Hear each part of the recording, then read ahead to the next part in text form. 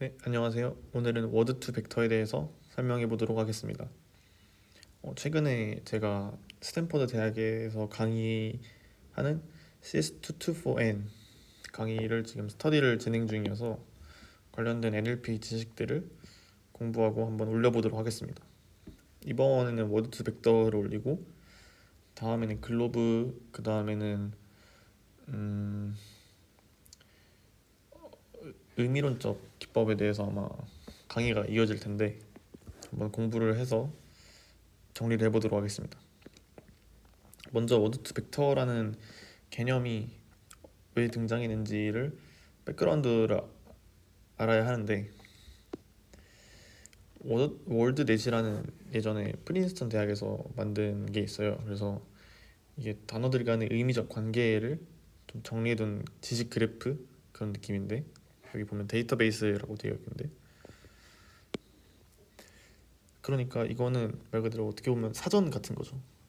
어떻게 보면은 약간 뭐 그 단어에 대해서 동의어, 뭐 반의어 등등 이런 정리를 해놓은 사전 같은 것인데, 그래서 이걸로 옛날에는 NLP 테스트를 하려고 이런 걸 만들었나 봐요. 물론 이런 거 다 사람이 만들었겠죠. 하지만 이거는 이제 문제가 발생하는데, 어떤 문제가 있냐면 뭐 예를 들면 굿이랑 뭐 어떤 게 있을까요? 뭐 proficient 이런 뜻이 있는데, 이 비슷한 뜻이라고 만약에 여기 유의어까지 유의어에서 만약에 한다면은, 그러면 예를 들면은 뭐 굿을 써야 되는 되게 약간 좀 캐주얼한 상황인데 이 유의어를 그냥 냅다 써버리는 그런 경우도 발생할 수 있겠죠. 그러니까 이거는 뭔가 문맥을 고려할 수가 없는 거예요. 문맥 고려할 수 없다. 그러니까 우리는 어떤 단어를 쓰더라도 단어 하나하나의 뜻이 아닌 문맥을 고려하잖아요. 예를 들면 영어나 뭐 한국어도 마찬가지지만 어떤 단어에는 여러 가지 뜻이 있고, 여러 가지 뜻이 있는 이유가 어떤 문맥에서 우리가 활용된다는 그런 기반의 뜻을 가지고 있는데, 이런 문맥 자체를 고려할 수 없다라는 어떤 단점이 있는 거예요. 따라서 이건 되게 뭔가 어색하겠죠. 예를 들면 되게 딱딱한 번역투처럼. 그래서 이런 문제가 있었고, 두 번째로 이제 원하드 인코딩이라는 게 나와요. 그래서 원하드 인코딩이라는 거는 예를 들면은 우리가 단어 뭐 사전 같은 거를 생각하는 거. 사전, 내가 영단어 사전을 예를 들면 2,000개 단어로 만들어요. 그러면은 2,000 차원의 벡터가 있는 거예요. 예를 들면은 이제 행벡터 나타내면은 2,000 차원의 벡터가 있는데, 이렇게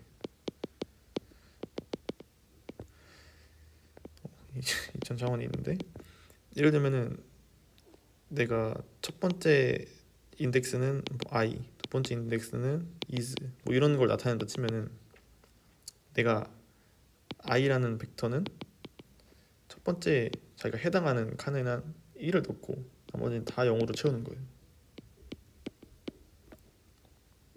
이게 우리가 아는 원핫 인코딩입니다. 뭐 원핫 벡터라고 부르고, 이걸 이제 원 벡터라고 부르고 원한 인코딩이라고도 하죠. 그래서 이런 이런 거를 사용해서 뭐 제가 여기 이 강의는 나오지 않는데, 그 이 CS224N 강의에 나오지 않는데 되게 여러 가지 방법이 있는 걸로 알고 있어요. 예를 들면은 뭐 이거를 카운팅 해가지고 뭐 테이블을 만든다든가 뭐 이런 비슷한 기법들이 있는 걸로 알고 있거든요. 뭐 정확한 거 아닌데 뭐 이런 것도 어디서 들어본 것 같아요. 그래서 이런 거 자연 처리 공부할 때 들어본 것 같은데, 그래서 이렇게 원하는 인코딩으로 벡터를 매칭하는 경우도 있는데, 굉장히 좀 어떤 문제가 있냐면은 어, 어떤 문제가 있냐면 이제 단어 간의 유사성을 확인할 수 없다는 게 있어요. 단어 간의 유사성 불가, 확인 불가. 그러니까 이게 어떻게 보면은, 그러니까 맥락과도 연결이 돼요. 그러니까 아까도 비슷한 문제였잖아요. 뭔가 문맥 고려 안 되고. 근데 이것도 약간 그런 느낌이 있는 게, 우리가 유사성을 확인하려면은 뭐 내적을 하거나 아니면 뭐 유사성을 구하는 어떤 지표들이 그 방법들이 있잖아요. 뭐 그런 거를 확인해서 할 수 있는데 근데 이게 만약에 내가 아이가 있고 영어로 채워지고 is가 있으면 이걸 내적하면 얼마죠? 이거 내적하면은 0이죠. 그러니까 모든 벡터, 그러니까 모든 이 원화 벡터는 서로 오소근을 하겠죠. 아무런 유사성도 우리가 캐치할 수 없어요. 그래서 이런 문제가 있고 또 어떤 문제가 있냐? 이 지금 우리가 지금 아까 2000 차원이라고 했잖아요. 근데 이걸 만약에 단어를 그러니까 사전이 2000개라고 생각하면 되게 작잖아요. 단어 사전이 2000개로 이루어져 있으면 내가 만약에 몇만 개로 만들고 싶어. 단어가 막 수십만 개 있었는데 단어를 몇만 개를 만들고 싶어. 어떻게 생기냐? 하나만 채워지고 몇만 개가 다 옆방으로 채워지겠죠. 이런 경우에는 굉장히 행렬이 희소행 스파스한 문제가 또 발생할 수 있겠죠. 스파스하다. 이런 문제들이 있어서 이제 어떻게 할까만 생각했던 것 같아요. 되게 이게 아마 워드 벡터가 2014년인가 2003년에 나온 걸로 아는데 그때 사람들이 생각했겠죠. 그래서 지금 이 스탠포드 강의에서는 어떻게 말을 하냐, 약간 뭔가 생각을 바꿔보는 거예요. 제가 생각했을 때는 이런 뭔가 문제가 있을 때 약간 생각을 바꿔보는 건데 원활 인코딩이나 워드넷이나 어떤 단어 자체, 단어의 뭐 뜻이나 단어 자체에 집중했다면은 이제 그게 아니라 이제 디스트리뷰셔널 시멘틱스라고 하는데 그러니까 우리가 워드의 어떤 의미를 생각해 보면은 굉장히 컨텍스트에 의존을 많이 하겠죠. 컨텍스트에 따라서 그러니까 이 컨텍스트에 따라서 굉장히 달라지고 그리고 만약에 예를 들면은 어떤 게 있을까요? 그러니까 어떤 한 단어 예를 들면은 뭐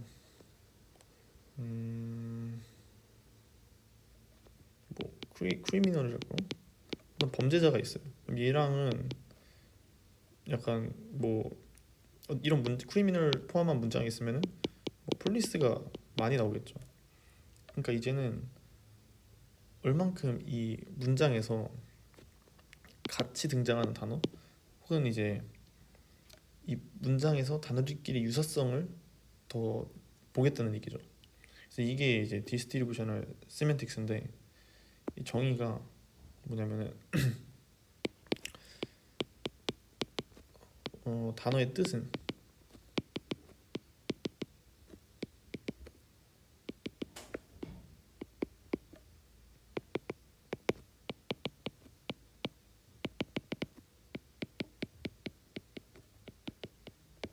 그러니까 가까이 있는 단어가 얼마나 자주 나타나냐에 따라서 그 단어의 뜻이 정해진다는 거죠.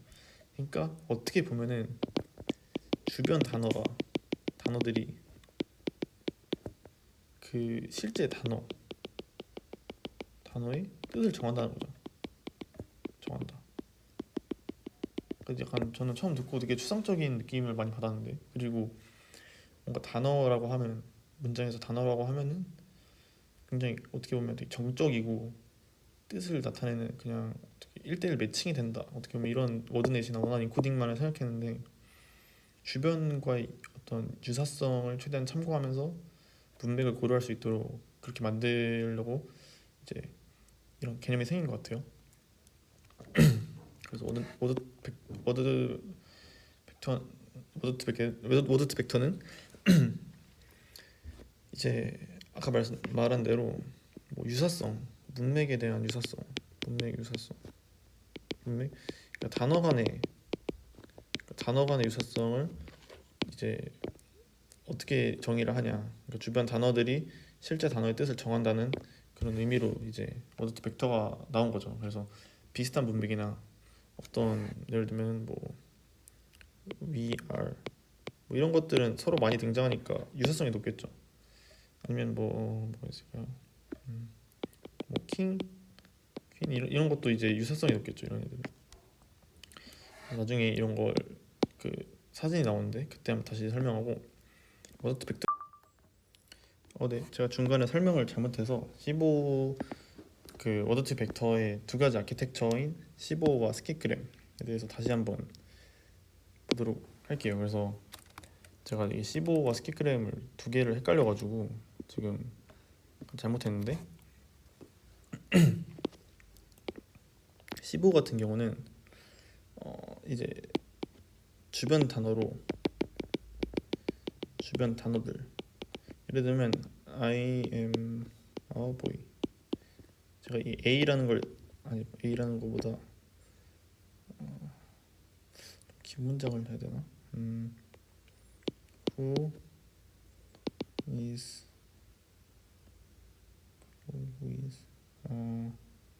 smart? 이 문법적으로 맞는지 모르겠는데 아무튼 이런 문장이 있을 때 제가 보이를 예측한다고 해볼게요. 그러니까 주변 단어들로 중심 단어를 예측한다.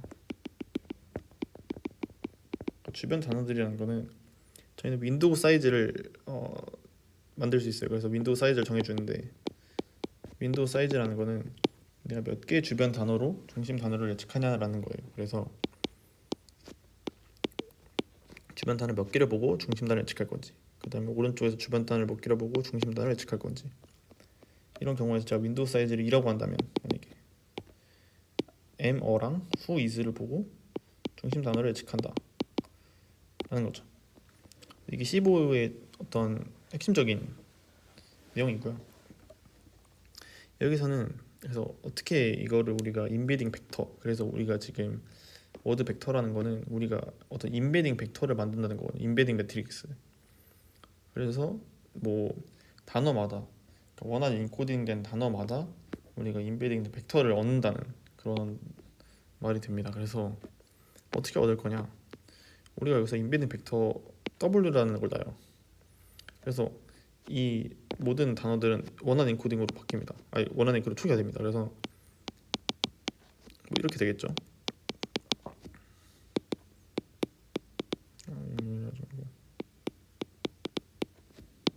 이거 인베딩 이거는 그냥 임의로 제가 한 겁니다. 뭐 무조건 이렇게 된다는 게 아니고. 그래서 얘랑 모든 벡터랑 그 웨이트 매트릭스랑 곱해요. 그러면은 되게 좀 이거를 우리가 룩업 테이블 연산이라고 하는데, 그러니까 이게 지금 제가 행벡터로 열벡터로 콜럼 벡터로 넣어서 그러는데 원래 실제로 로우 벡터로 되거든요. 그러면은 어떤 연산이 생기냐면 보세요. 내가 이 행렬과 이 벡터와 이 행렬을 곱하게 되면은 어떤 값만 나중에 살아남아서 더해지냐면은 1 나머지 다 0이니까 이 로우에 있는 행만 더해 이 로우에 있는 값들만 곱해져가지고 이게 생긴단 말이에요, 값이. 그래서 사실 이 행을 뽑는다고 그 혁페나임 강의에서 말하거든요. 행 뽑기다. 1번 인덱스에서 1번 행을 뽑는 거다. 그래서 그 값을 넣어서 나중에 또 다른 웨이트 프라임 매트릭스 곱한 다음에 아웃풋 레이어의 소프트 맥스를 취해서 그러면은 뭐 약간 확률이 나오겠죠. 예를 들면은 뭐 0.3 뭐 이런 확률이 나오겠죠. 그거와 그 실제 중앙에 있는 그 원합 벡터 0, 0, 1, 0 이 예측값과 실제 값의 차이를 크로스 엔트로피 로스로 이제 옵티마이제이션 하는 거예요. 그래서 이게 우리의 어떤 전반적인 과정이고, 다시 설명하면은 15는 중심 단어로 주변 단어로 중심 단어 예측하는데 그때 윈도우 사이즈라는 게 존재하고 윈도우 사이즈만큼 주변 단어를 보고 중심 단어를 예측합니다. 그때 모든 단어들은 원하는 인코딩으로 바뀌고 그 원하는 인코딩된 벡터에서 웨이트 매트릭스를 곱하고 이 웨이트 매트릭스가 결국 우리가 찾는 인베딩 매트릭스가 되겠죠.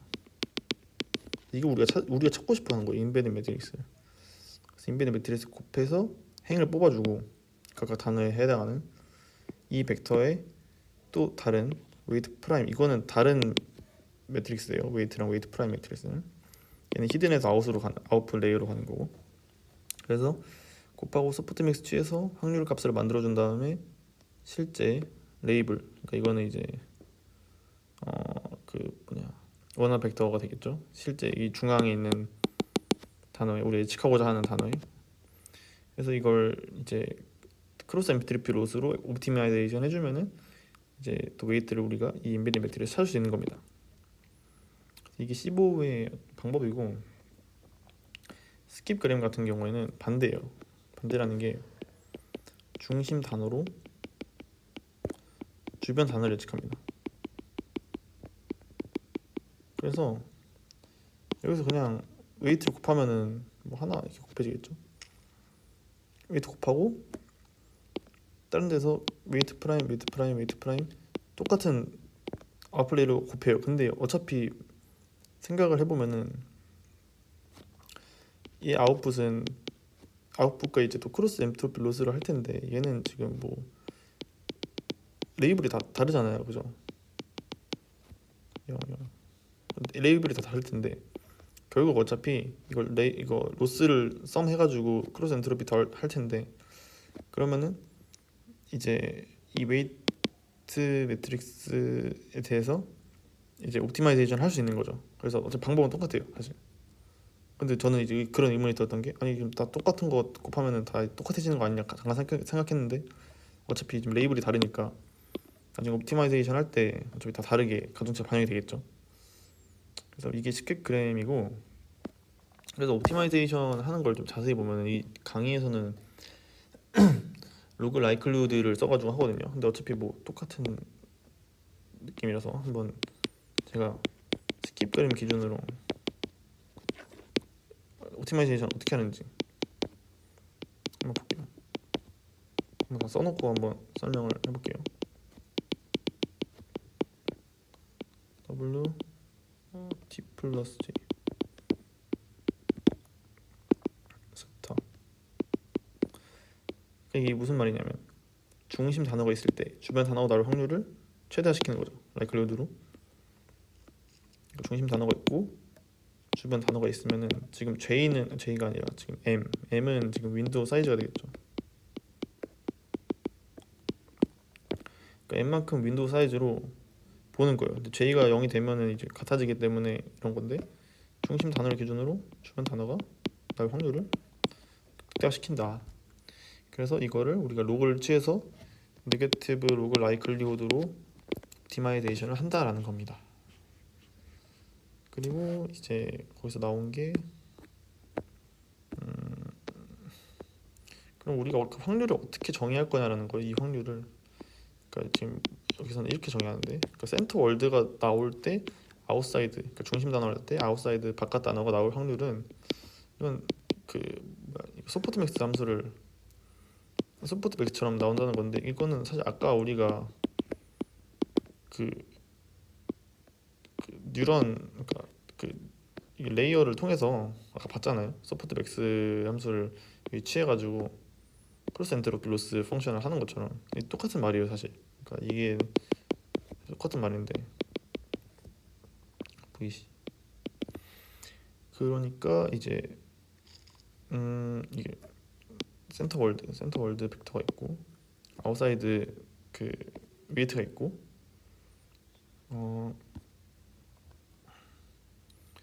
이게 전체 모든 워드에서 확률 분의 아웃사이드 나올 확률을 이제 이렇게 확률을 만들고, 이거를 이제 미분해가지고 백프로파게이션 한다는 거죠. 그게 전부고, 워드 벡터에 대해 지금 이렇게 보면은 이게 시멘틱 릴레이션십 뭐 이런 말이 있거든요. 그래서 이거는 사실 제가 계속 검사를 해봤는데 좀 한 번에 이해를 하진 못했어요, 사실. 근데 이제 GPT랑 얘기해본 결과 어떤 의미의 선형성이 보장된다라는 걸 들었어요. 선형성 보장된다. 지금 퀸이랑 킹이랑 woman이랑 man이랑 같은 방향을 보고 있잖아요. 사실상 이 엑시스는 뭐 이게 지금 우리가 3차원 공간만 하는 게 아니라 뭐 엄청 많은 뭐 n차원을 하는 거잖아요. 그래서 우리가 그걸 시각화할 수는 없지만 어떤 엑시스 자체가 카테고리가 아닐까 생각을 했어요. 그러니까 어떤 의미가 지금 유사하잖아요, 지금. 그러니까 지금 이 워드 벡터의 특징이 그 벡터끼리 더하고 빼면은 그게 지금 보장이 된단 말이에요. 예를 들면은 뭐 퀸 빼기 킹 이게 유사하다.